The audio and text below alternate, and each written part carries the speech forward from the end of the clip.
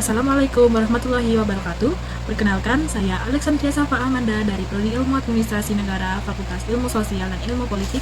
Pada kesempatan ini, saya akan mempresentasikan artikel jurnal ilmiah yang berjudul Optimalisasi Pendapatan Asli Daerah sebagai Upaya Mewujudkan Kemandirian Fiskal Pemerintahan Kota Malang.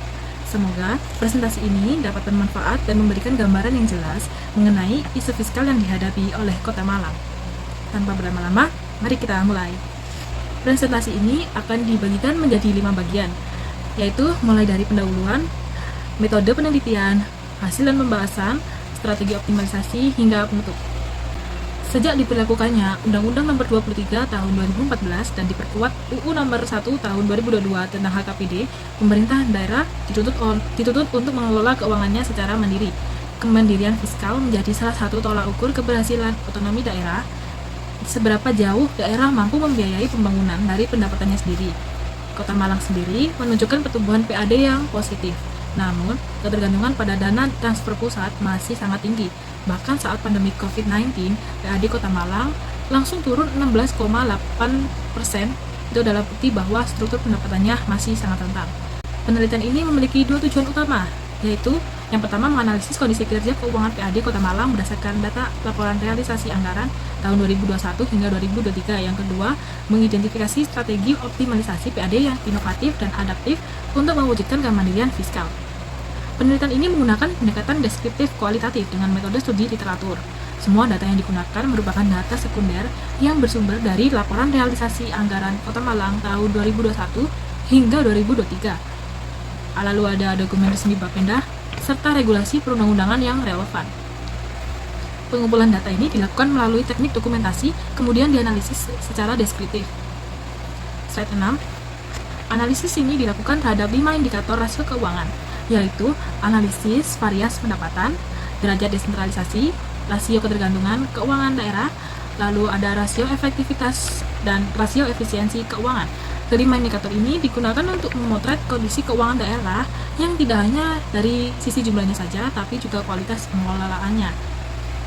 Pada slide 7 ini, secara nominal, realisasi PAD Kota Malang menunjukkan tren positif dari 603,79 miliar pada tahun 2021 naik menjadi 718,33 miliar di tahun 2022 dan mencapai 792,12 miliar pada tahun 2023. Peningkatan ini didorong oleh pemulihan ekonomi pasca pandemi, khususnya di sektor pajak hotel, restoran, dan parkir.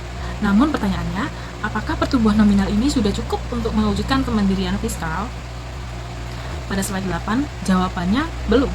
Jika kita lihat dari tabel rekapitulasi rasio keuangan, rasio ketergantungan keuangan daerah masih berada di kategori sangat tinggi, di atas 66% selama 3 tahun berturut-turut.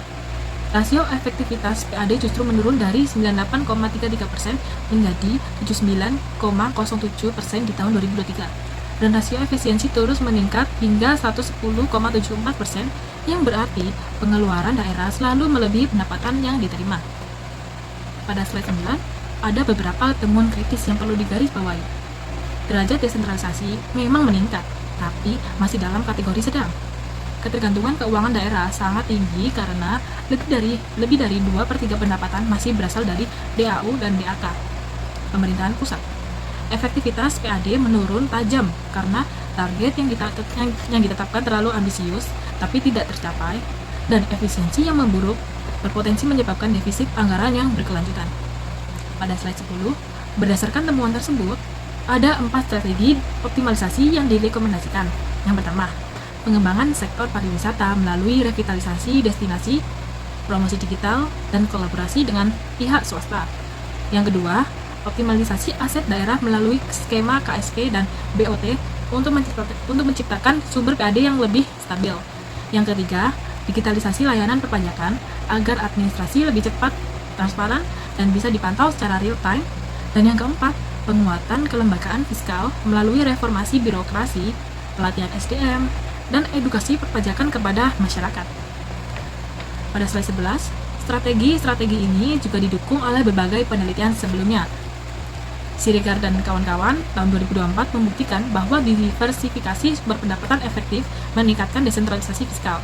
Sulhia tahun 2025 menunjukkan bahwa Provinsi Bali berhasil meningkatkan kemandirian fiskalnya melalui dominasi PAD dan Prana tahun 2020 menegaskan bahwa daerah yang mengelola PAD melalui intensifikasi dan ekstensifikasi cenderung memiliki ruang fiskal yang lebih besar.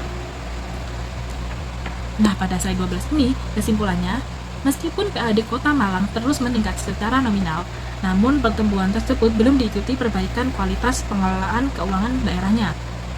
Ketergantungan fiskal masih sangat tinggi, efektivitas menurun, dan efisiensi yang memburuk. Permasalahan ini bersifat struktural dan membutuhkan strategi yang komprehensif dan berkelanjutan, bukan sekedar mengejar angka PAD yang semata.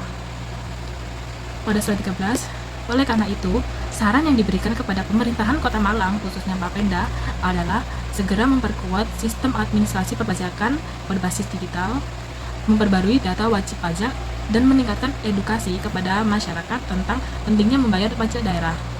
Bagi peneliti selanjutnya, disarankan untuk menggunakan data terbaru dan melakukan wawancara langsung dengan Bapenda agar hasil penelitiannya lebih mendalam.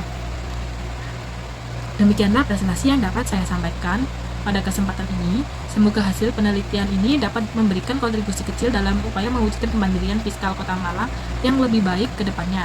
Saya mohon maaf apabila terdapat kekurangan dalam penyampaian materi ini. Terakhir, saya juga memohon doa restu dari Bapak atau Ibu dosen dan teman-teman sekalian. Semoga artikel jurnal ini segera mendapatkan LOA dan dapat segera terbit. Amin. Wabillahi taufiq wal hidayah. Wassalamualaikum warahmatullahi wabarakatuh. Terima kasih.